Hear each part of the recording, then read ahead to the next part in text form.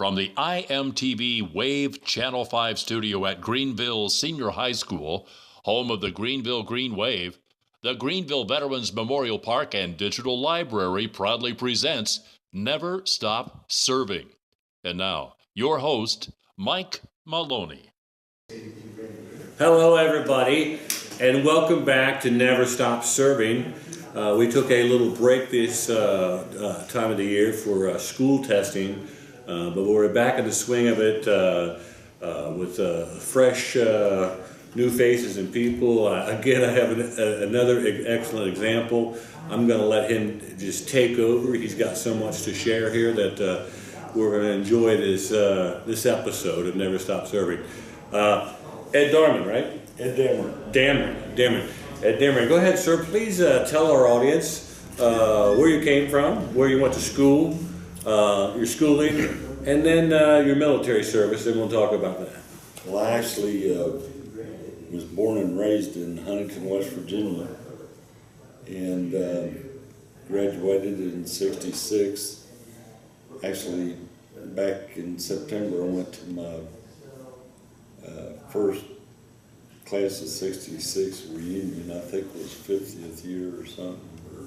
How was that good? Did you? Oh yeah, run into people? Yeah, the guys I played football with, and right. Some of them still around. And, so you played high school ball? oh yeah, and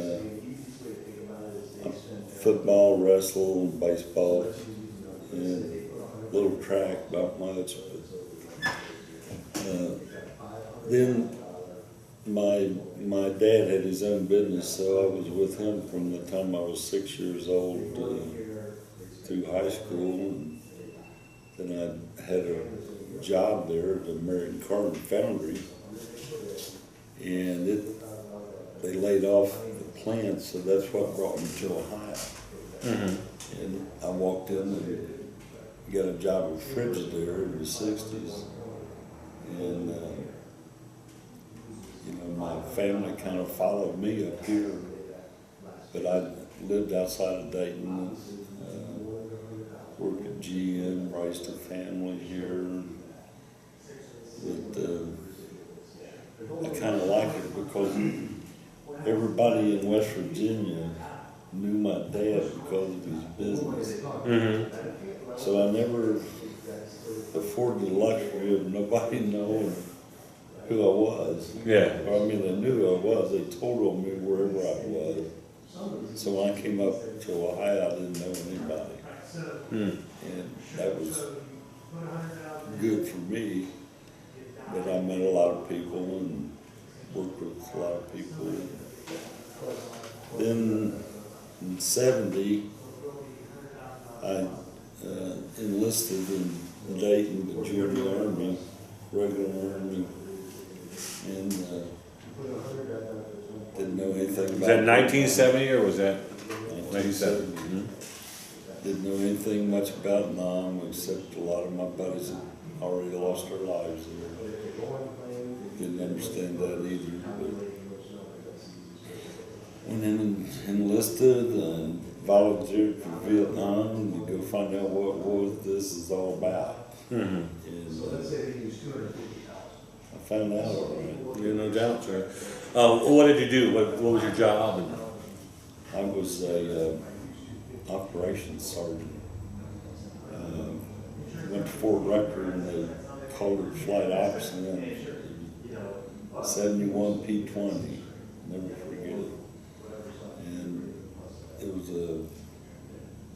I don't know, maybe a 16-week cycle. You learn different things. And then I went straight to Vietnam, and everything that I'd been schooled on, that was okay, but it never really came to call for what I did do when I was in Vietnam. Yeah, can you give me an example of that? Well, I had a section. I had clerks, I had drivers, I had different personnel that did all these different jobs. I knew about them. I just thought I was the one who was going to do it. But right. I went through a PFC, and 30 days later I was an E5. Wow. That's how fast it came. I guess in Vietnam they didn't have promotion boards. Yeah, they did. Oh, did they? It was different. Right, of course, it's not Class A or anything, but I'm sure. You know, just different. You go to the board for promotion, and So they would have like a field board set up where you went and reported and answered questions? oh yeah. Huh.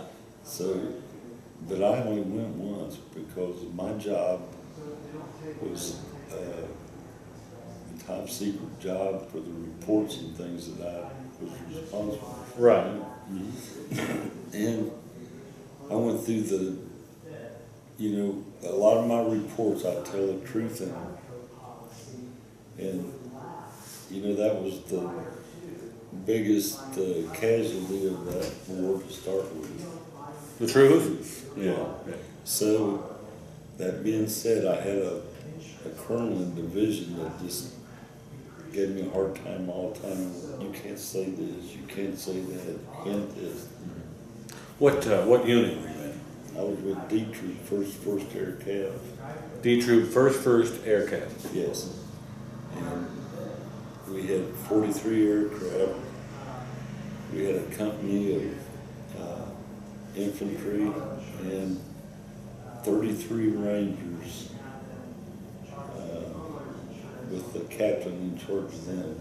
Yeah, and I thought every unit was like that, but every unit is not like that.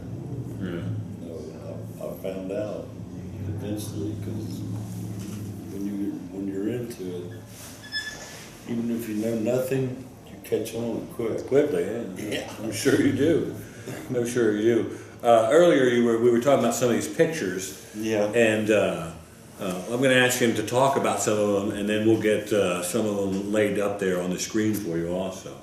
I was curious, you were showing me the before pics, or we can start here at the beginning here. What are we looking at here? This is me. Okay, these are pictures of you, okay. And that's a couple of, this is the guy I replaced, you know, when I came into. Do you remember his name? Not right offhand right now. Right. This guy's name was Calloway. Calloway, okay. Yeah, I remember him. He was another one that left. You know, I replaced him because he was the main sergeant. He was an E6. And I was an E5 before I took charge, but he also was. I see. They were leaving. They were like 2 weeks apart. Is there something, that's an M16A1, right? No, that's an AK-47 that the day I was shot down. Oh, I was looking at you know, I thought wrong there was hand. something special. It looked like an M16A1. I thought you had something special on there. I was about to ask you what that is, but okay, I see it now. No, it's an AK. I see it now. We'll be able to show you that. I was looking at the wrong end of this very weapon that same day? 16th. Yeah, 16th of what? September 1971. What happened then? That's when it was shot down and crashed right in the middle of the North Vietnamese base camp. Is that what happened to you? Can you tell us that story? Best as you can? Oh yeah, it's Please tell us. the first thing. We left Chulai that morning about 0500, and our approach to what we had a mission box. You know, we're going to the box. Mission button. That's what they're talking about, the mission for the day. You go into the box. So we fly up the coastline and get up to. If you ever see a map, it'll tell you the Hoi An dumps into. It's a Hoi An River, and it Hoi An dumps River, into the China Sea. Mm-hmm. So we go up there and make a left and You make a left at the China Sea? at the Hoi An. Oh, Hoi An, okay. And take that like trail, the river in to where we had the mission box that day. Mm-hmm. So the first light, we got there and saw, I was in a Loach, OH-6 Alpha Loach. Mm-hmm. used it for recon, getting down low and They're the smaller ones, right? small. Yeah, smaller. They called it Skeeter. They called it They call it little birds or Little birds, yeah. Yeah. So Yeah.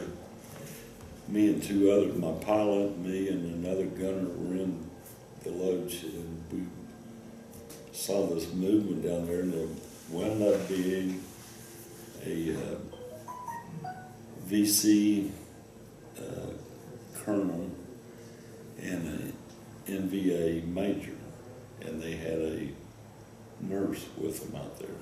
Mm-hmm. Little weekend camp out or something. I don't really know. It was weird finding them that far away from Base. the base camp, which wasn't that far. Because we put the infantry in and took them prisoner. And the team split up then. They took the POW to a turning point. They had a 5th Special Forces turning point they were turning over. But they also rearmed and refueled. So coming back, we were still out there looking. But we had 2 Cobra gunships, AH-1Gs. We had them covering us, but we had nobody else. The rest of the team was all rearmed, refueled. So couldn't have been 20 minutes after we flew into the actual area and flew into a barrage, crossfire, and in front of this, it's a bubble anyway. And Let's see if we can get a picture up there, yeah. yeah, there's a picture of it here. And Okay, yeah. there's all this bubble in the front. Yeah. So that exploded first. I remember seeing it going to pieces. With the glass shattered, or? Yeah, and I was shot right here, and the bullet actually ricocheted off my teeth and my jaw, and took away part of my. That's why I wear something. And I was shot in the leg here. But my pilot he was both legs and an arm. And the gunner in the back, he was shot in the head, and I really thought he was dead for about the first hour after he crashed. But almost immediately upon it, we're going down. You know, I see all this blowing up and getting shot. I never felt it. It just threw my head back against the cockpit on the seat. Well, I had about 8,000 rounds in machine gun, and I just salvoed it all. I just fired all those on the way down. And we crashed, and I released the safety harness that you're hooked up in, and it hit the ground. I was on all fours, and when I raised up, the first thing I saw was that same AK I just showed you. In your face. Right here. And why it didn't kill me, I don't know. But I went off, and the weapon I had fired 180 rounds of one of the weapons I had, but that's what I emptied, 180 rounds to, because they were all around us. So you crash landed right in the middle of an NVA. They were cooking rice right over there. Not far, right in the middle, huh? Probably, well, I don't know Holy why cow. it didn't blow up, really. We were only like 30 feet from the fire that was. And this cooking was rice. September 16th, 1971. Yes. And like I said, we were right in the middle of them, and they estimated that there was at least 5,000 VC MBA there in that base camp. So. Wow. So please, yeah, continue. Huh? So anyway, I emptied this 180 rounds on them. And what weapon was that? 190 rounds? I'm sorry. You said what was the weapon? I can't remember the real name of it. It was like a 30 caliber issue. And I can't remember. The armament guy would give me different stuff to use. Oh yeah, sure. Practice, see how this works. And it was one of whatever he put together. But these are all modified because you're in small quarters. Right. I mean, the handle was like a pistol grip. They sawed off this part. They took off that part. To look at it, I wouldn't even really know what it was today. But Okay. I emptied this 180 rounds, and they were laying all over the place. And all this was like split seconds. This And stuff. were you were the only one to engage? Yeah, Engage my in- pilot was, right, He was just they're all- laying there. He was. Right. He wasn't even out of his. He lost both legs, and they saved his arm. And he took a round through here, and it just shattered. And I just did what I could, but they said because of what I did saved his arm. So, but I made splints for his legs, but not right then. 'Cause Right. Sure. I still have my hands full with snipers. They were shooting at me. They dropped back and they set up 3 mortar tubes and fired them in on us in the middle of their Press basket. position. And, wow. But all this started happening, and then the Cobras came in, and I don't know if you ever saw a 40 millimeter. Those Cobras were like this and fired up all that and took out those mortar tubes. And, man, I wouldn't, I'm used to being up here watching that. Oh sure. Here. Sure. Yeah. Not down I'm there. down there watching the alpha. Wow, but look, my eardrums were busted. I was bleeding out every hole in my body from the percussion. And it really bounces you off the ground. I mean, it's unreal. But that's when I saw a psychiatrist after mine, because I didn't really know what I went through then. But it's like this light shined down from above, just on us. And all of a sudden this fog was covering these bodies that were all around us. I didn't move. I wasn't going nowhere. But, and then everything just stopped. I mean, silence.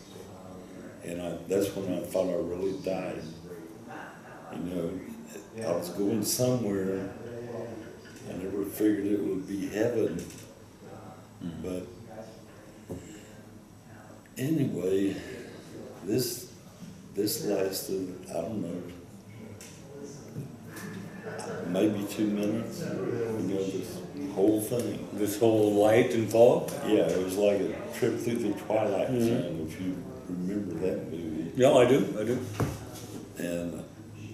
But I really thought I died, and I didn't know what was in store next. But then all of a sudden, here we go again. Boom, boom, boom, shooting at me. And my pilot, that's when I went to work on him, because he kept, Ed, don't leave me. And I said, be quiet, man. Because every time they'd hear us, they'd start shooting. And What's his name? What's the pilot name? his name was Libra Nakahiki. He was an Hawaiian. Libra Nakahiki. Libra Nakahiki. I think he's passed because you said. No, He's alive. Okay. well, he was the last time, Good. but he was Hawaiian. Mm-hmm. And, you know, we have a Purple Heart chapter in Hawaii. Mm-hmm. And even them guys tried to called him Lee. Try to find him. They couldn't. Yeah, they couldn't find him, but I would have loved to. Mm. Probably the second year I was home, he wrote me a letter and he told me he thanked me for saving his life. Mm. And I thought, man, Yeah. you know, but he kept saying, don't leave me. And I'd say, be quiet, you know. And I finally told him, I said, look, when I go, you go. Mm-hmm. Ain't going nowhere. Where am I going to go now? Mm-hmm. We ain't going nowhere till they get us out of here. And that's pretty much what happened, but it was 3.5 hours later, it took them to get to us. And I had, Was it medevac? Or? the what? Was it medevac that came and got you, or was there any? Well, that was the plan, but it was still an awful lot of stuff going on, and there was a bunker that a bunch of them ran into, and I carried a lot of weapons. I had a 44 and a 38, and I had vest to carry ammo for it. I had an M79. I carried 40 round. All this stuff that I never even thought. You know, I was 20 some years old then. Mm-hmm. And just playing around with weapons and things now. I picked up a pouch with 6 AK rounds in it the other day and thought, wow, how'd I carry 5 of them back then with all this other, and a chicken plate. I don't know if you know what a chicken plate is. Mm-hmm. I do. Breastplate. Yeah, they're heavy. Really big, heavy. They're big, heavy metal plates that go into your with Kevlar vest now. Yeah. Back then, what was it? It was not Kevlar. It was It was flak vest. They would call it flak vest. Yeah. But the chicken plate was that thick. Right. It was the breastplate, and it would go in your. And I never really remember looking. That thing had to be full of dings that day. 38 that they issued you. And that was the last round. Because all 3 of us were so bad. If they got their hands on us in the shape we were then, I wasn't planning on being taken alive anyway. Right. But that's what the last 3 were for, was I would have killed all 3 of us to save us what I knew would happen. And God, it came to the point where I heard them coming through the roughage, this jungle stuff. Yeah. Didn't know who it was. Just praying, I kept praying to God, please be us, please be us. Mm-hmm. And the first one popped out was this Pollock from New Jersey, but sergeant, platoon sergeant. Yeah. And he said, "You all right?" And I said, "I am now, man." Remember his name? Yeah. No, I can't. Hell, I just remember one looking at him go. He was a crew chief on the really Nighthawk team that I was in. We flew around at night and took care of business. But the September was way before I got into Nighthawk. But a lot of them were scared because it was dark. Well, I like that, but I'm in coon hunter from way back there, so hunting in the dark never bothered me. So just another adventure. But anyway,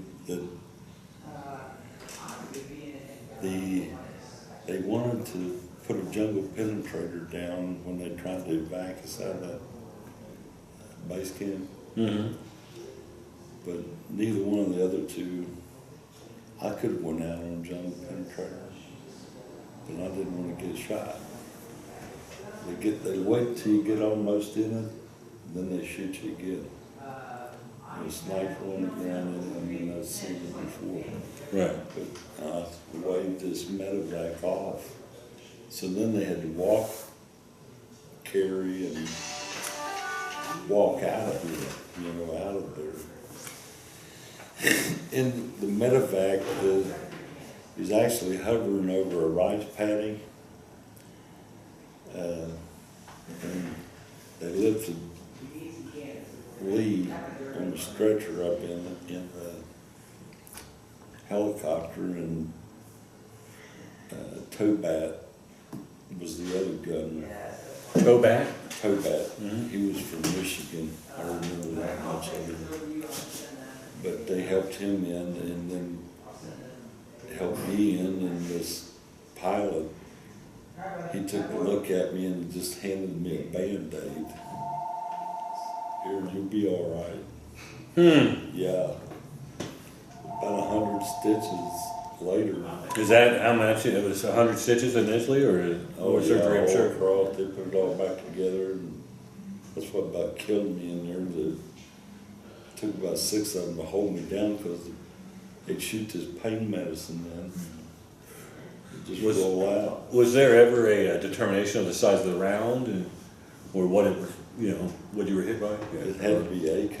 Oh, an AK. It had to be AK. Anything bigger, I wouldn't be here. Yeah. They had 51 right. anti-aircraft. They'd shoot at us a lot of times. Now, you were in country how long until this happened? A year. Oh. Before this, September 16th, how long were you in? I went in country in April. In April, then this incident happened in September. 71. Mm-hmm. And then September is when it happened to me. Right. But I got shot at all the time. And you were awarded the Silver Star? I got the silver, bronze, and the Purple Heart on the same day. For the same day? Yeah. Different actions? Yeah. Well, the silver and the bronze, what? Well, my CO, Major Letchworth, they put me in for. We should get as many medals as we should. That's curious. Yeah. Well, here's the way it works. What I understood then. Major came to the 95th back, and he said, "Thank God I didn't have to put you in for the Medal of Honor." And I really didn't know what he was talking about. And he said, "But if you got killed, I would have put you in for the Medal of Honor." And I said, "Okay." But he said, I'll put you in for the Silver Star. And he said they would have downgraded it to a silver anyway, because of the other. Right. I said, "Oh, okay."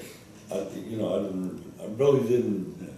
Just trying to save my skin, They didn't school me on medals. Right. I got an idea, but I didn't know what a Medal of Honor was. Right. And anyway, I didn't go there for medals, believe it or not. And like I've told people for all the years since I've come, I don't wear this for me. I know about 90,000 plus that don't even know I don't let people forget. When you look at this, some of them respect it now more than they ever did before. But that's what it's all about. It ain't all about me, man. Yeah. Any of this stuff ain't all about me. No. It's about the people that are there with you, too, though. Exactly. So, and these young folks coming home now, they're harder to reach out to than our group was. And meet the young. Why do you think that is, Ed? I have a theory. See, Why do you think that is? Because there's clearly a gap. There's clearly a problem. well, you can, with the little youngsters you're talking you about. really can't compare because, see, in the world's eyes, we were losers.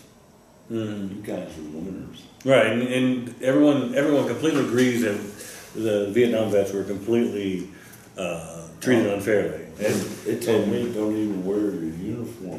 right, it was horrible. It was a horrible experience in our history, in American history, the way we treated our veterans back then. When I went into Dallas, I was discharged at Fort Lewis, Washington. Mm-hmm. Don't wear your uniform. Okay. Go into Dallas. And this ticket jerk, I called him, he said, well, you got to put your uniform on or you can't get on the plane. I said, look, I'm getting a little confused here. I mean, the government just told me, don't wear it home. Now you're telling me, I think the government's got a little more say and input than you do, buddy. He said, well, you ain't getting on a plane then. I said, okay. So I go down to this bathroom, and I'm changing clothes, and I'm tying my tie, and I've never paid that much attention to this guy. Hippie type, and is all I could say, and I ain't got nothing against hippies. But he saw my patch. See, we were assigned to a Medi-Cal division. And you remember the Lieutenant Cully, Yes. which is my hero. Sorry about the rest of that crap. A May Line massacre, that was the same AO and the same unit I was in, all that stuff. Okay, so this guy says, Medi-Cal, huh? And I thought he was prior service, because who would know your patch? And I said, who were you with? And that's when he spit in my face and called me a baby killer. And I'm not going to tell you too much more what happened. I know it's past 7 years, but I left that dude laid to the floor with. Yeah. And I walked out, and there was 2 Dallas cops headed to the bathroom to get me because of what I had said to the ticket juror. Yeah. So if they went in there 10 minutes sooner, or 5 or whatever, I'd been in jail, you know, for beating that guy up. Yeah.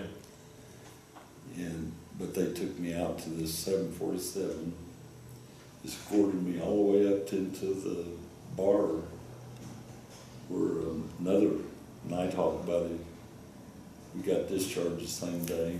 Yeah. He was from Kentucky, and we were both going to East Coast to get home. And that's what that airplane was all about. He said, well, his name was R.T. Ross. I got his picture in here, but he said, where you been, Sarge? I said, man, wait till this thing takes off. I had a couple of grand from mustard out money. And I pulled it out of my shoe and I gave it. I said, hey, if this plane lands and there's some more cops there and they take me away, I said, just do what you can for me. And I told him what happened. And I told him, I said, man, I may kill him. I don't know. You read that email? It is what it is. Plane landed and nobody approached me or nothing. And RT said, you want your money back? Yeah. So let's after the the crash landing in the NVA camp and you got evacuated. What happened then? What happened to you next? I spent about 2 weeks at 95th and back. Where was that? Where was 95th at the time? Do you know? I'm not sure yet. It was on 91st and 95th, and they Right. were back towards July and around that area. So 2 weeks and you were back, or 2 weeks you went home? No, I didn't go home. I 1 through 6 was pretty bad in my all the swelling. They couldn't hold me still that day. They tried to sew me up. 16th.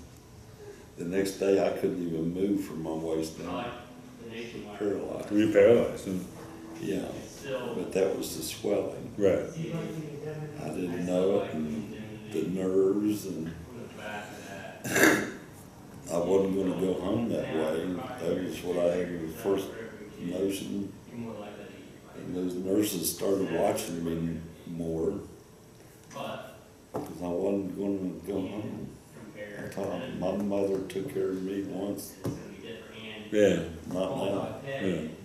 But the swelling went down, and all of a sudden I started moving and get out of here and get back in the flight line. Okay. And maybe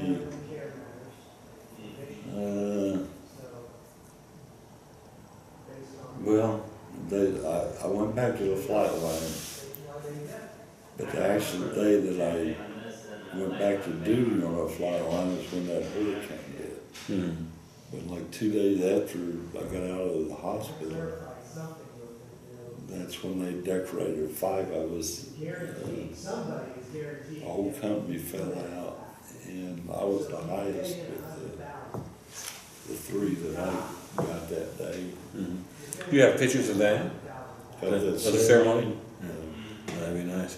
We might be able to find some, you know. And this is part of what we're doing is helping you. Like you said, you told me when I came in today, oh, this is all I have.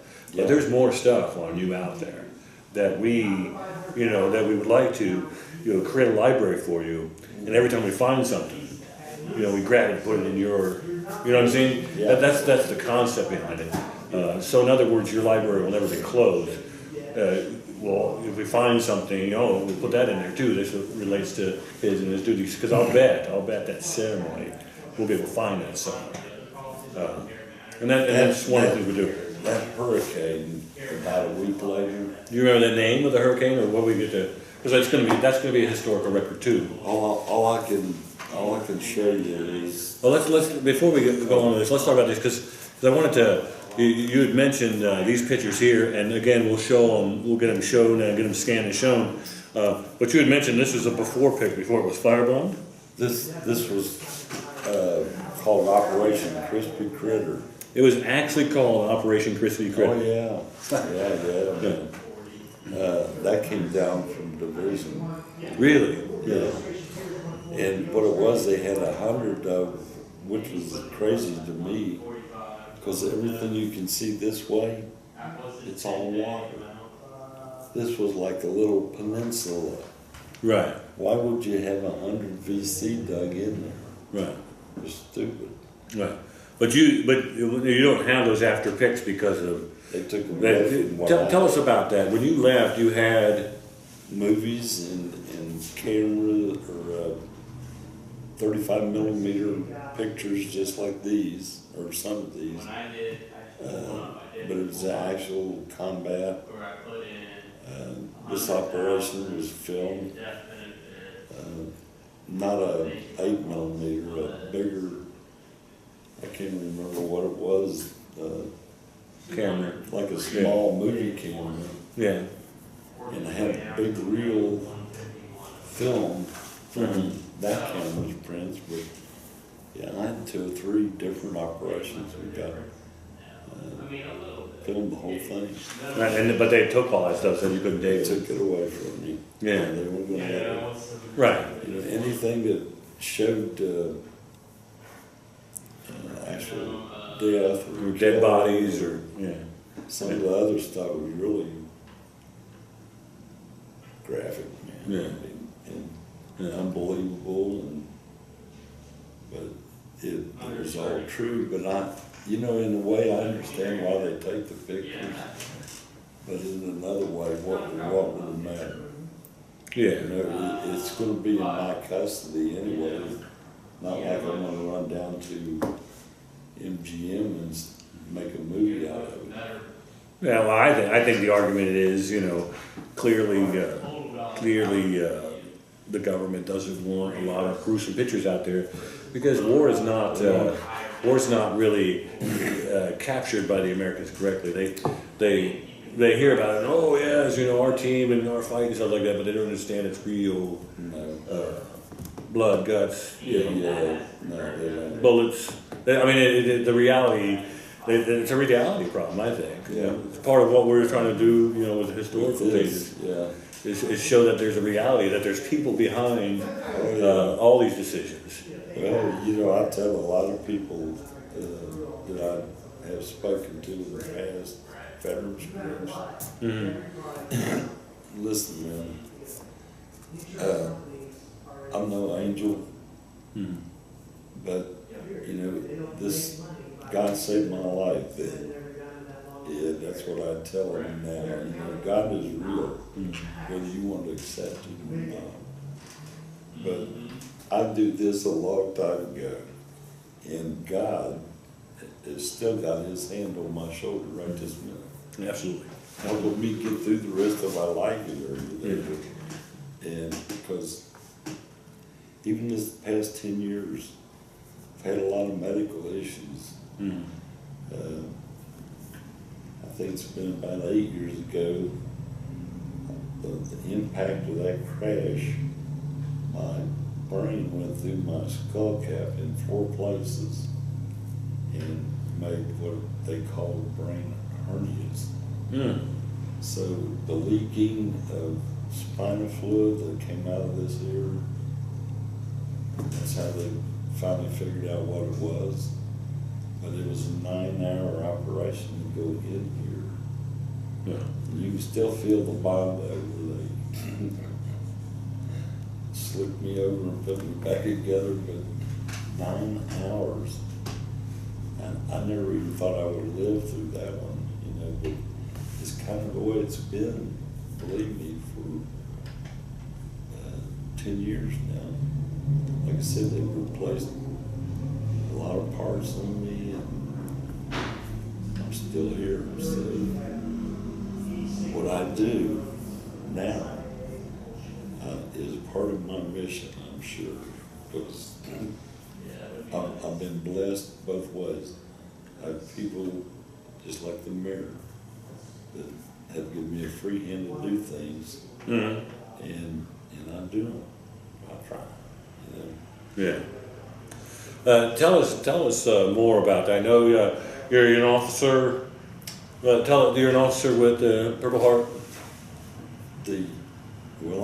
Tell us what that background of, because this is always my point, and I always know it.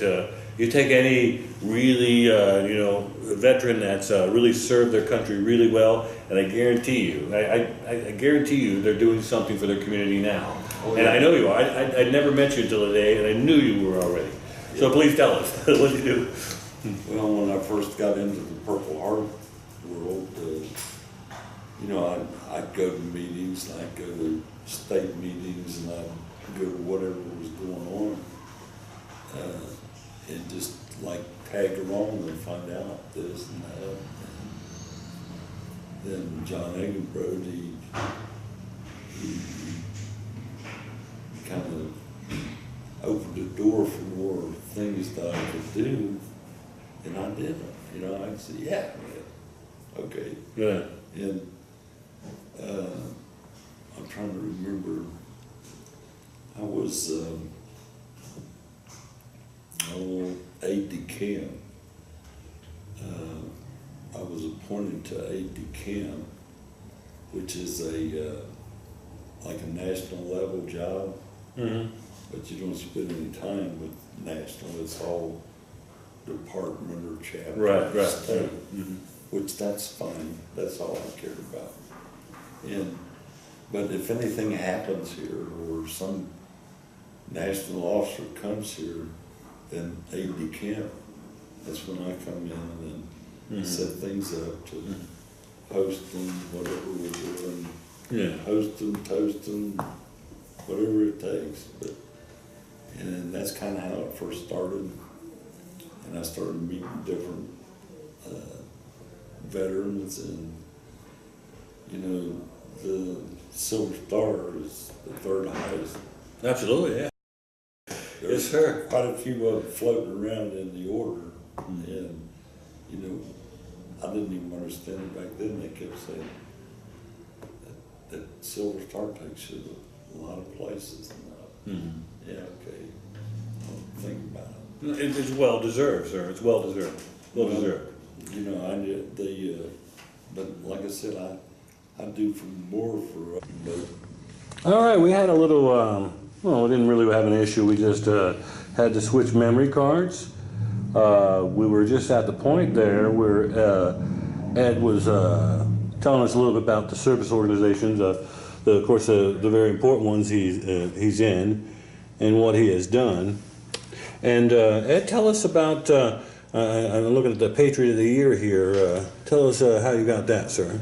that was when I was the state commander, and that was the same year that the Ohio, the governor signed in to law that Ohio was a Purple Heart state, which is still the only one Purple Heart state. But for that and a few other things that I was involved in that year that I was commander, that's why I got Patriot of the Year. And the different offices, and I'm still the inspector of the department now. But all this happened to me, even the induction into the Military Hall of Valor happened to me that year. I'm inducted 2012. Yeah, that's when I was inducted into that. You had to have a Silver Star.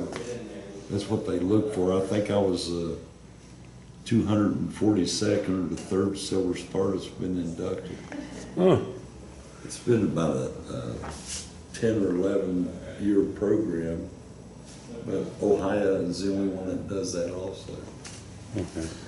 And also I wanted to get a shot of Ed's book we've been looking at, and he's been giving us information.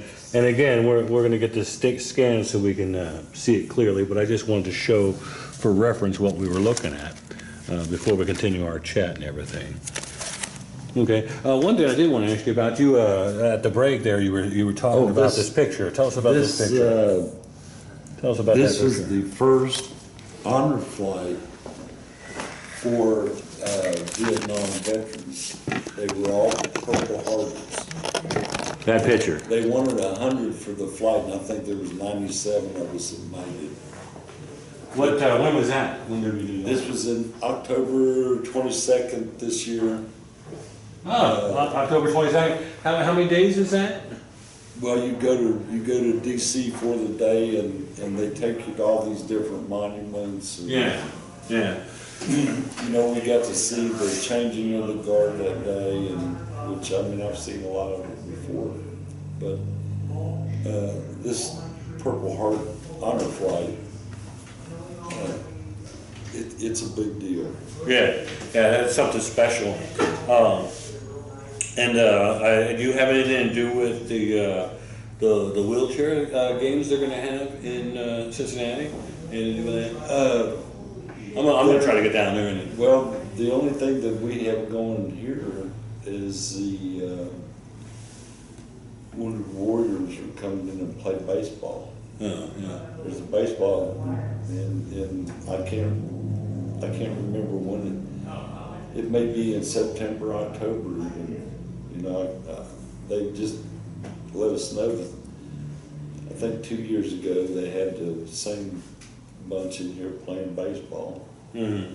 But that'll blow your mind to see all these amputees out there playing baseball. Hey, I knew a long time ago,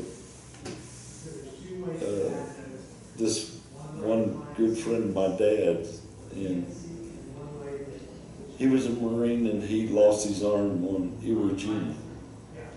And that man could do more with one arm than most men we know that Yes, have sir. two. Yes, sir. I know exactly what you're talking about. And hunting is, you know, this Marine hunted with a Ethica pump Yeah. with one arm. And you think, how? But I'm telling you, hunted and fished with Henry, and he's just like family, you know. Speaking of family, tell me about these happy family pictures here. I was looking at. These are my two grandsons. The football players here, 43, and over here in Franklin, I guess, huh? Yeah, he plays for Miamisburg, and he plays in Franklin. But Now, how many children do you have? I've got 4 girls. 4 girls, and how many grandchildren? The only this my third wife. Uh-huh. We've been married 45 years. Previous life, that's what we call it. Previous. Yeah.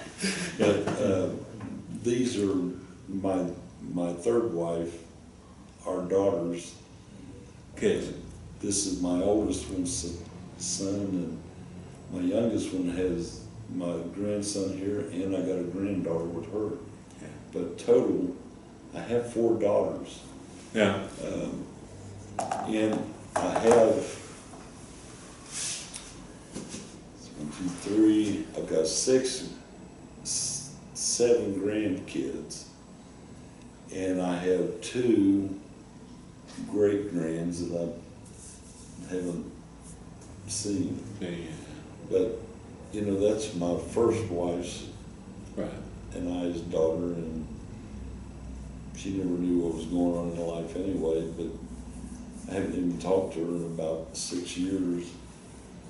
And like you know, when I was talking to her, the last time with those 3 grandkids she had, they were knee high the last time they were at my house. You know, it's like I'm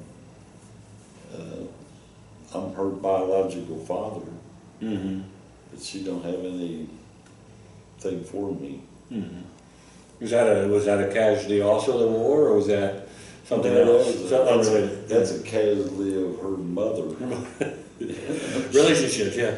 Yeah. Well, you What's know, the, yeah. What was the, I found this very interesting. What is the picture with the big dog tag? This is a dog. And again, we'll put this up, IMTV will put this up for us now. This is a dog tag monument in Springfield, Ohio. I like that. It's in Springfield? Yes, and this fella right here, Dave Bauer, Yeah. he has done a lot of things in Springfield over 20 years of different things, but he was part of this and the creation of it. And That is really cool. There's another monument up there, and it's the K9. Mm-hmm. Dave was a wolfhound in the 25th Infantry. Tropic lightning. Mm-hmm. And, yep, Mhm. and when he got blowed up, there was a K9 that got blowed up at the same. He was on the gurney next to him. They Mhm. were trying to save it. They're trying to save Dave. Yeah. So that thought stuck with him, and there's another K9 monument Mm-hmm. up there. We did a big ceremony Yeah. over all the K9 Yeah. service dogs, everything.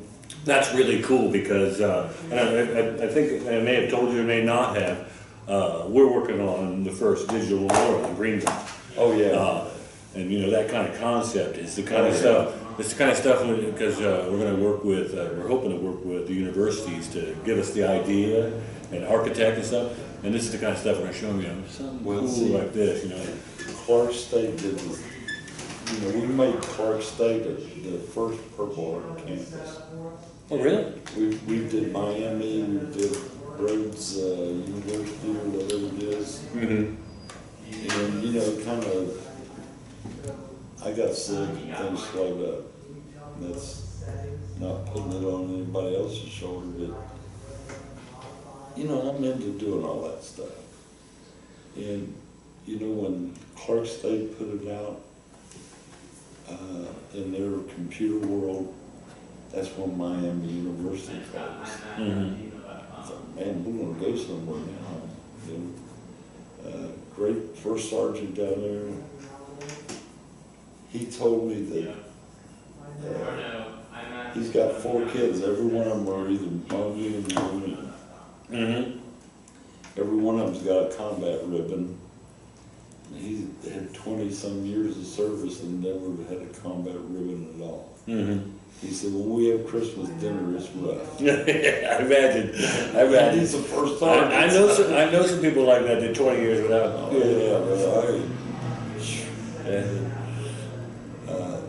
Lucky, I guess, you know.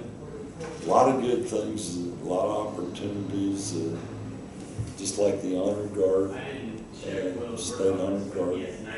Charles Smith, he's a Korean veteran, he passed away when he was the first Honor Guard commander. And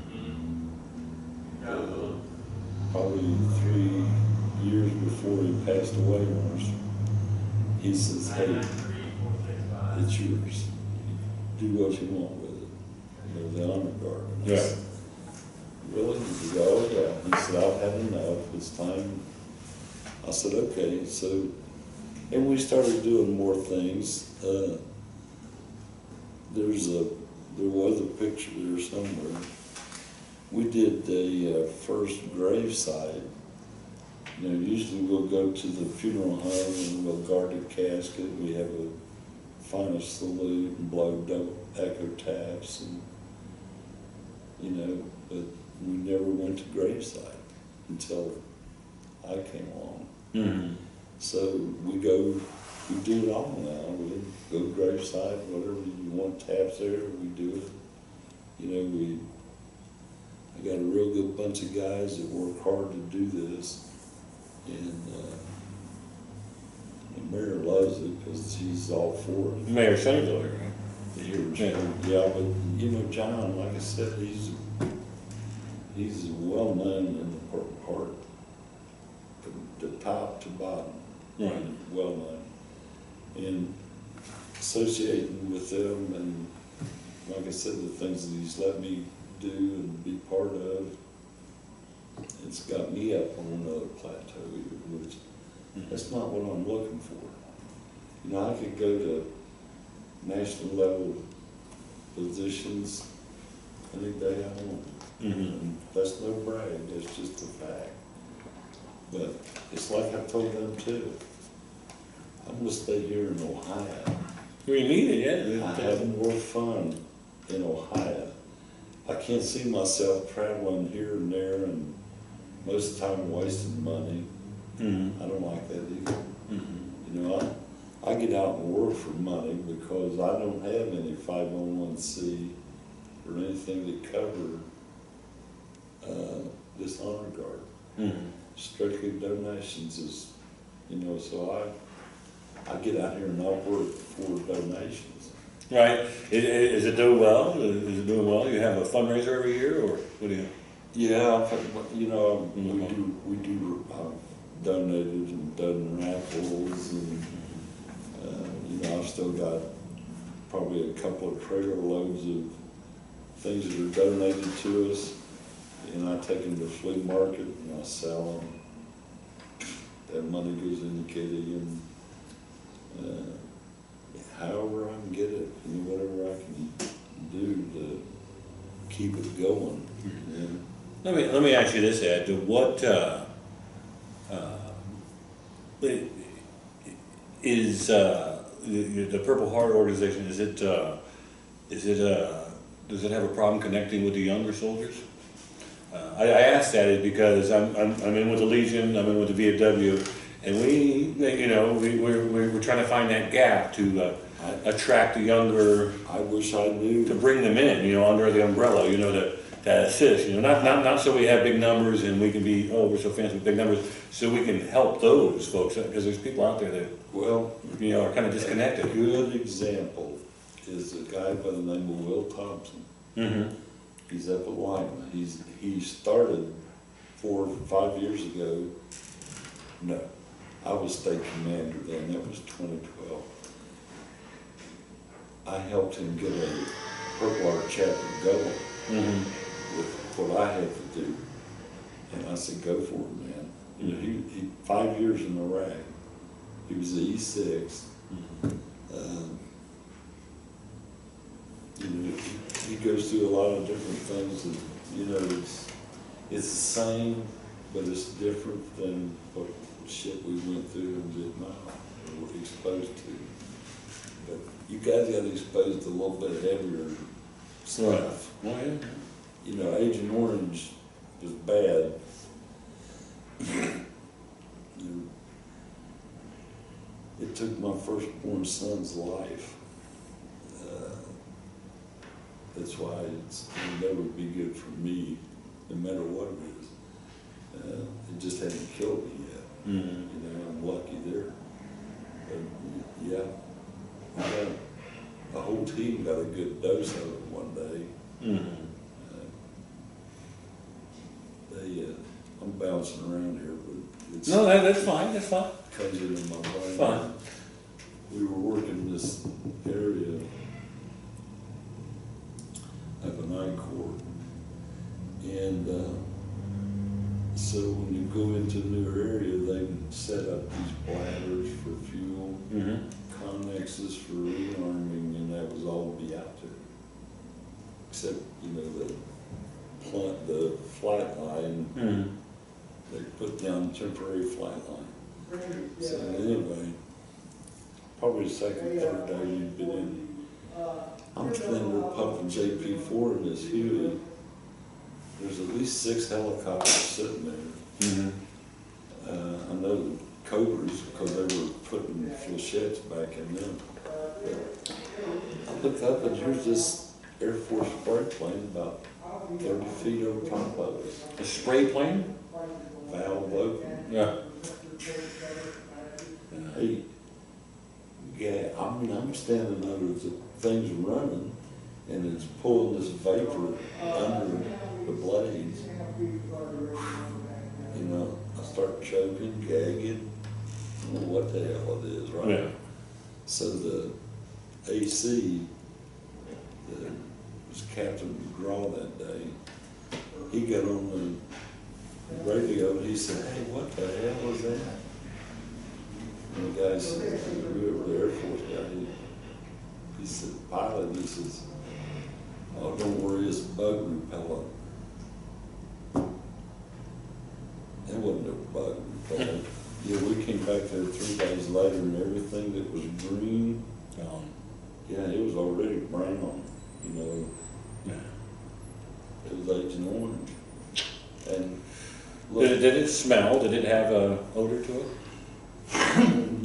not that I remember, that vapor, you know, of course, like I said, the blade was pulling this stuff out. Right. And but every one of us were choking, gagging, our eyes were watering from all that exposure that day, you know. But it's the only time I ever remember getting in any contact with it, except flying through the areas where they saturated it. You know, and helicopters pull in. You know, if you're walking through it and it's dripping off of trees, you're going to have a problem. You know, in aviation, you had it anyway because you were exposed to it every day. You know, a little here, a little there. And, you know, these C-130s that have been in National Guard units that were actually sprayed.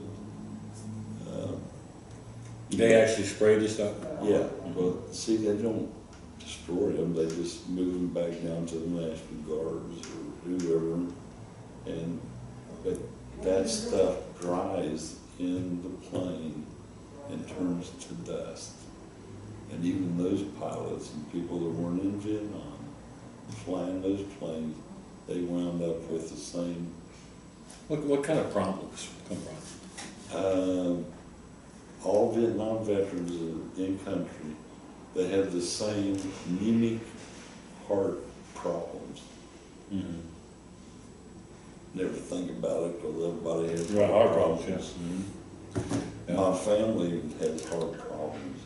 So when the doctors started looking at me, they said, oh, hereditary or, Mm.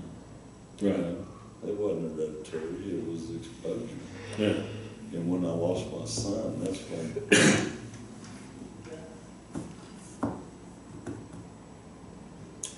I knew what it was. And, you know, my youngest daughter had problems. And I tried to tell them and they didn't, well, we don't know. I said, yeah, I agree, you don't know. You weren't supposed to know. But I'm trying to tell you, if it saves her, fine. And that's kind of where it was at that time. She was in ICU for 30 days, and they hadn't figured out what the hell was going on yet. Yeah. And I freaking lost it. Because I wasn't going to lose another one. You know, Yeah. I'd already lost my son. And, but anyway, that was another. This is the effects, though, the effects of decisions and wars and, you know, military action and so forth. This is the effect. See all that right in here? Yes, sir. It's Agent Orange. Yeah. Now, Dr. Sawyer, knows he cut all this shit out of me back then. Yeah. But he didn't know what it was. And I forgot what year they cut this, but that was the end of that. Because when you cut them, it went from a quarter size to a $half size. Yeah. Yeah, so no more cutting on that stuff because it's You know, it does make me wonder, Ed, who makes these decisions to do that, to employ Agent Orange without even knowing? Because, you know, I get perturbed that, let's say current day, you know, people get all upset when, you know, people are upset about vaccinations. They're not sure about vaccinations. Well, there is an increase in, you know, vaccination injuries, which, you know, everything else is argued. But the mere fact, people get upset. I mean, there's like pitchforks and torches if you don't get in his eyes. But the people are saying, oh, it's 100% safe, everything's safe. These are the same people that sprayed Agent Orange and in the 40s put sunglasses on soldiers and say, hey, watch this while we ignite this. These are all the same people saying, oh, everything's safe. bullshit. I know, and to me, people are like, oh, you know, you're not, your safety, I am worried about safety. We need to, you know, there's a history of people saying, oh, there's nothing to see here, and there was. You know, Ohio was the first state to initiate a class action suit over Agent Orange. And I was part of that because of my son. You know, I wasn't looking for money. Yeah. I said, look, This is about the my history. kids, me, my wife, they're exposed to it just as much as I am. And believe it or not, some of the things from the past, this guy, he was a vet and he was eat up. He had a lot of Agent Orange, and somehow his wife contracted exposure from being around him. Now, I believe that. You might be bullshitting somebody, but don't Right. bullshit a guy that walked That was around there. for a year That was there, yes. or more. You know, Right. that ain't gonna work. Listen, there are over 2.5 million of us that were in combat in Vietnam, exposed to that shit. There's less than 900,000 of us alive today. And I guarantee you that number's went down. That's the last number I got. And they let you know anymore. Right. And I wonder what there's more Korean veterans alive than they are of us. I had not heard that before. We'll have to look into that. I don't. Oh, I believe you. I believe you. I believe you 100%. Whatever I had not. it's a printout every now and then, and sometimes I even get information out of the Agent Orange register that I've been on ever since. You know, they didn't know anything about it, but they sure as hell put out the information. Right. Right. Yeah, so yeah, your work with the Purple Heart folks, appreciate that completely. What else you do, sir? And of course, you don't have to do anything else, but I thought you had said you had done some other stuff, or is that mostly your primary work is with the Purple Heart? Yeah, and trust me, that's plenty, sir. And I'm sure you've been through many cemeteries. Yeah, okay, this is Santa with, oh, That's my grandson. the elf here, huh? Yeah, I've got 2 elves now, though. Yeah. And actually 3, because my granddaughter did. But we do the Christmas thing at the VA hospital Yeah. every year since I've been Santa Claus for a long time. And we'll get you a picture, we'll show you this also, Yeah. what he's referring to as Santa there. This one here, this is the governor of West Virginia. Ah, okay, I figured he looked like an important fellow. Charlie Bison is the state commander of Purple Heart in West Virginia. Uh-huh. And he and I are good buddies, and I went down to an event last year, which it's coming up this year too, in September. They do the Hatfield-McCoy Trail Ride down there. Oh, yeah. Okay? Yeah. And Charlie last year, that was his first year for it, and I went down there. It was a good deal. He's even getting a block on rooms, prices. I mean, West Virginia is the folks down there will give you a good deal because of their upbringing, the way they hospitality and southern, and it's there. Right. But I went up, Charlie says, come on up here. He said, this day, they're pushing legislation through the House and the Senate for disabled veterans. And he said, that's what it's all about. And I said, well, sure. So I just got dressed up a little bit, went down to spend the day. I've never been to Capitol. I lived in West Virginia all my life. Mm-hmm. Never had been to the Capitol building that first day, first time. Yeah. Well, This was- what's the governor's name here? I asked you too quick, didn't I? Yeah. We'll find out, we'll figure it out. Real super guy. After all this other stuff, they took us into these chambers Mm-hmm. and did these photos with us. And he says, I understand you from West Virginia. And I said, yeah, I was born and raised in Huntington. And I said, I got out of here in the 60s. I said, I took a job in Ohio, that's why I stayed. And he said, well, that's real good. And I said, well, just let me clue you in on a couple of things now. He said, what's that? And I said, hey, just because I live with a bunch of Yankees, it doesn't mean I'm still one of you guys. You know that? And he just started, he laughed. He said, that was like that. And I said, well, it's the truth. Yeah. I don't, the war never did fire me up any when I lived down there. Mm-hmm. The only thing that fired me up was my grandmother, my father's mother, Mm-hmm. was Georgia McCoy. And somewhere in the, I'm going to go to Williamson, You're related to the Hatfields and McCoy. the McCoys, yeah. Wow. My grandmother. I mean, she spent the last 4 years of her life. I was so young, I didn't So your grandmother's maiden name was McCoy. And she My married maiden name was McCoy, and she married my grandfather, Damron. Damron, okay, yeah. And that's where it all, Huh. 11 siblings in my dad's family. He was one of 11. He was the youngest. And man, I got a little track record in Vietnam, but he's got a big track record from the Second World War himself. Right. He took, as a matter of fact, the picture this picture here is me when I came out of basic, and my dad's picture at home, I took this off the wall. Mm-hmm. He's in khakis. You know, I like khakis too, but they did away with them. But both of us, you know we're Damrons.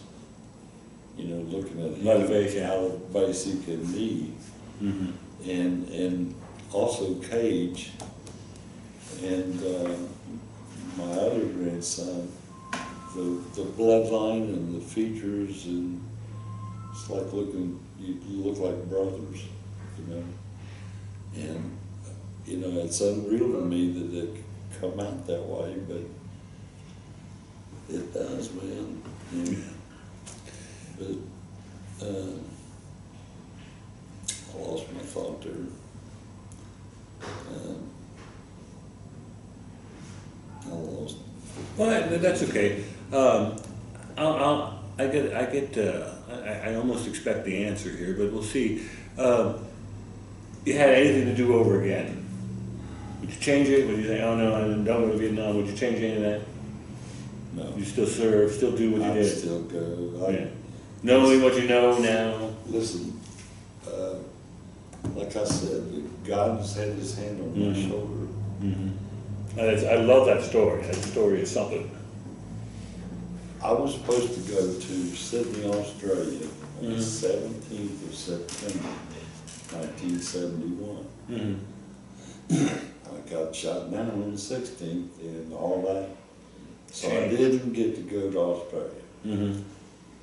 My CO says, hey, why don't you just go to Bangkok? And I said, I don't want to go to Bangkok. That's why I wanted to go to Sydney. And there's a bunch of goose. I don't know. There's goose here. Why would I go there? I mean, I don't even want these here. And I didn't. I never folded none of them. But he said, okay, I'll tell you what. He said, I'm going to let you go home for Christmas. A 14-day leave for Christmas. I said, you kidding? No. I said, okay. So, me and my wife, she lived in Franklin then, but she was a little Air Force brat. Her dad wasn't worth a shit, but he was in the Air Force and met Mom and all this, but when he brought him back to Franklin, she was 4 years old and he deserted her. And my mother-in-law went to work for Monsanto and raised those kids. Well, that's what I call her, Air Force brat. But I chased her around, you know, before she even graduated high school. Yeah. Well, that was the year she graduated, and I just started seeing her. But I told her I was going to join the Army, and some of her friends did that already served in Vietnam. But anyway, you know, she was the one I knew I was going to wind up with some way or another. I didn't know how that was going to work, but I knew it did. Just looking at her, you know. And I go off to Nam, or I go off to the Army and everything, and we're writing, and Where did you train before you went to Vietnam? Rucker, right? Was it Rucker? well, I was at Leonard Wood, Fort Leonard Wood first, basic, Okay. AIT, then they sent me to Fort Rucker for flight operations. That was all in the 1970, right? Yeah, in 70 when I first went in, but then, So Leonard Wood, then Rucker, then Vietnam. yeah, then they cut orders for Vietnam in April from Rucker to Vietnam. So, but anyway, she was off to Miami University going to school, and I was headed to Vietnam. And she wrote me a letter one day. She says, I want to go out with this fellow. I met him and this and that. And I said, hey, That's cool. I mean, I'm sitting in Vietnam, I want to tell you, don't do that. Mm-hmm. Who's gonna know? Right. But I told her, I said, hey, just don't ever forget me. And I'd write her letters after that, just don't forget me. She wouldn't even write me back, but Right. don't forget me. So, hey, I was a mess. I came home at Christmas. I was an alcoholic. The way I started my day was a pot of coffee full of cognac. Oh, yeah. Cognac. And I wasn't, you would never see me drunk. The old man didn't care if you drank. He'd rather you drink that than the water. But don't get drunk, you know. But I did, that's how I started my day. Some of them did other things. The only thing that bothered me was the hard drug shit. That was out. Mm-hmm. I had two 12 guys out of the service because I caught them dirty. Yeah. And I mean, whatever it was, they called it smack. I'd never done Right. anything, coke, none of that kind of stuff. Don't know nothing about it, never would. But, the other side of the coin, them guys that were on the ground, a lot of them got high every morning before they got on the bird. Mm. And I said, hey, you know what, it ain't no different than me sitting there drinking cognac. And they go out and smoke a little dope and get on the plane, on the bird. But none of these other guys, I had people killed because mainliners and whatever that other, I don't know enough about it to even tell you what it was. Right. All I know is they killed herself, and they're happy now. Right. And really, probably 8 or 10. After I lost a friend over somebody shooting up, I didn't even know where in the hell it were. You're in a war zone, man. What the hell are you thinking? Yeah. You know, but those guys were gone. I had my CO, he says, hey, you catch any of them, Sergeant, you take their ass right over to the hospital. And I did. It's the ones they sent back is what I want. What do I do with them? Yeah. Because they didn't last very long. There was no program to help them in Vietnam.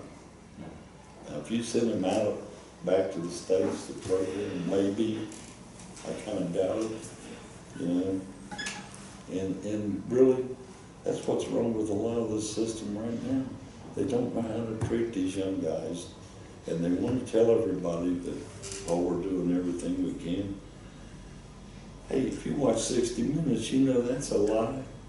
I mean, 2 Sundays ago, I watched the master sergeant that lost his legs in Afghanistan after the one warders helped him a little bit. Mm-hmm. That's all they do. Sorry. But, wham. He's in a wheelchair. He can't walk. He ain't got legs. They ain't doing nothing for him. Mm-hmm. I've been telling people all along, hey, they just bullshitted you a little bit so that you're thinking, oh, they're taken care of. Mm-hmm. Hey, the best thing when I was out last year raising money for the Honor Guard, Mm-hmm. people talk at these flea markets, you know, traders world, you know, all that. People talk, and I listen. And the biggest chatter back then was, well, they treated you guys terrible. Yeah. And what are they going to do for these kids now? And the reason they're wanting to know is because it's their kids now. Right. It's the next And area. I tell them, listen, don't be looking for no Easter bunny, Mm-hmm.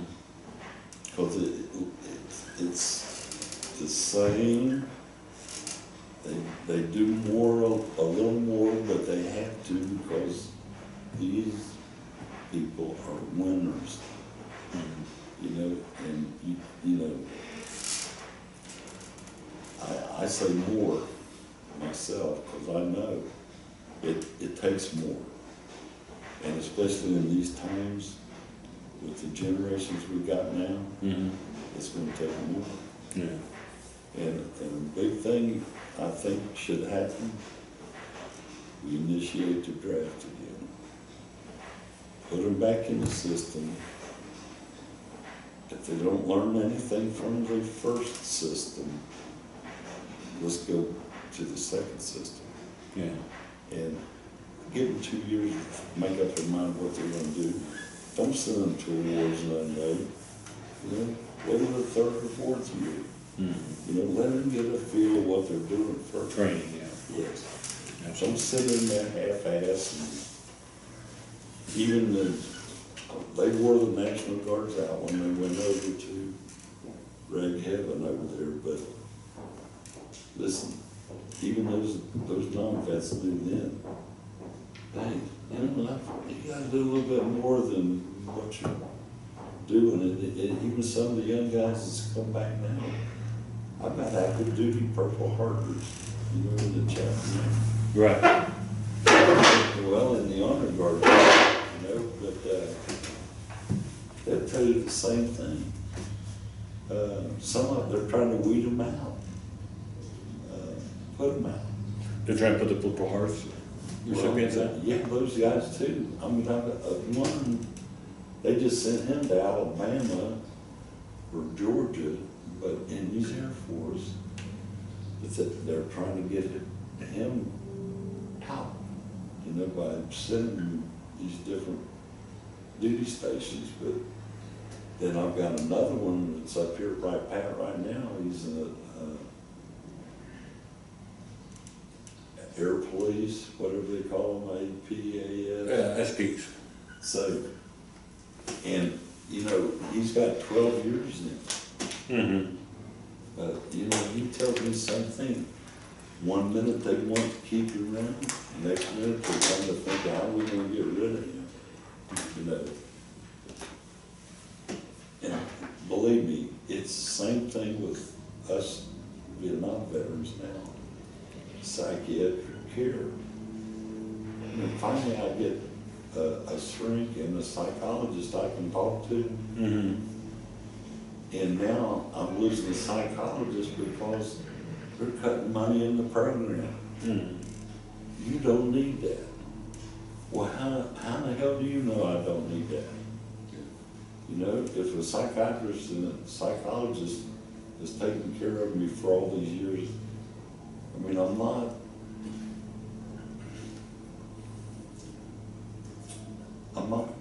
bitching because I never got much to start with. But when you finally put me into something that's comfortable, then you tell me to cut half of it away. That ain't helping it. But see, their opinion is PTSD. Oh, I'm better now.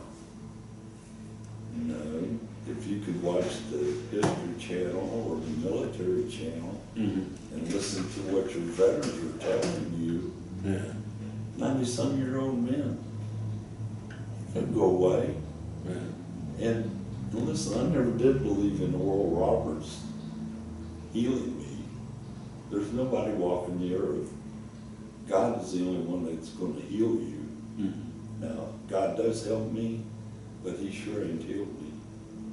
And I don't think it ever will, because these things that are burning my mind are not going to go away.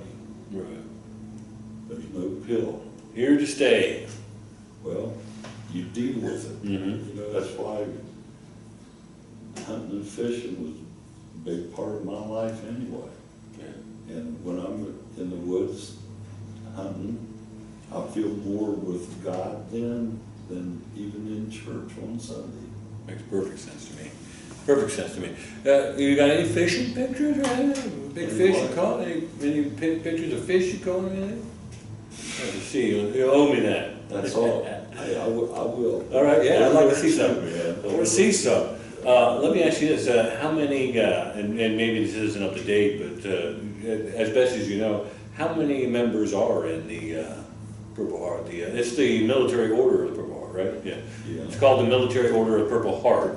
Yeah. Do you have any idea what the number is? I don't, I'd be curious just to know I can how find big it out is, for you, you know. yeah. I suppose, I'm sure on the internet. Offhand, it'd be I fun. don't, I have no idea. Yeah. And I'm It seems to me, and I don't know, it seems to me that it'd be difficult to start a chapter because, you know, I mean, Purple Hearts, well, you have, thank goodness, are rare. What?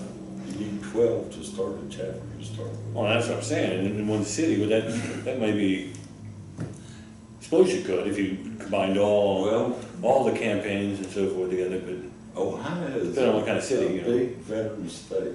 oh, yeah, yeah, You know, proud veterans, yeah. in 7 counties, Montgomery included, and back in the 70s, it was like 60% of the veterans in the state Right. were running that cluster. Mhm. I don't know how it is now, because what the hell, a lot of veterans, man.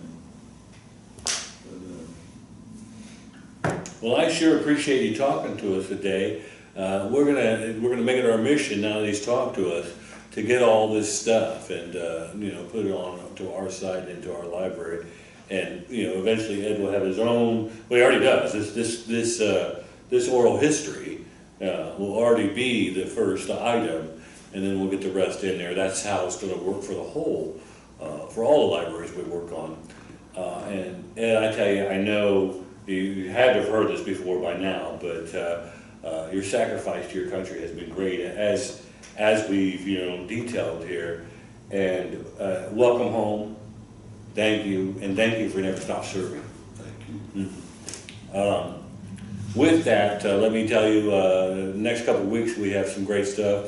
Ed has talked about the Honor Guard, the Purple Heart Honor Guard, which I'll be happy to try to reach out to them and see who would be willing to talk to me from them. But next week, for Never Stop Serving, we're going to have the Montgomery County Honor Guard, the recruiter there. He, in Montgomery County, Judge Atkins, he's not a veteran, but his brother was. Yeah. And he found out that most of them were being buried at, Dayton VA without military honors. So he started an honor guard there. Oh, yeah, yeah. And just an awesome program. So one of their recruiters coming, he's a Gold Star family member, and so he'll be next. And then next we have Sergeant Major Michael White. He'll be coming in hopefully to the high school studio. He's freshly retired out of the Army. And then down the road for our season finale, Congressman Warren Davison has agreed to come to Greenville and let us interview him. He, of course, is a veteran, 75th Rangers. So we have a lot coming up for the Veterans Memorial Park and Digital Library. We appreciate you watching. Please continue to follow us. We have great stuff through the summer that we're going to talk about. We're going to the VFW conventions, state, national. We're going to the American Legion conventions, state and national, all through the summer. And then, of course, on Veterans Day, we'll have our talent show fundraiser, November 11th. Maybe Ed would be good enough, to come be a celebrity judge for us in that talent show. It's always a lot of fun. Always a lot of fun. And of course, you're more than welcome. We would love to have you as a celebrity judge. Always a lot of fun. But until the next episode, we want to thank you, and we'll continue on our mission. Thanks. Have a great day.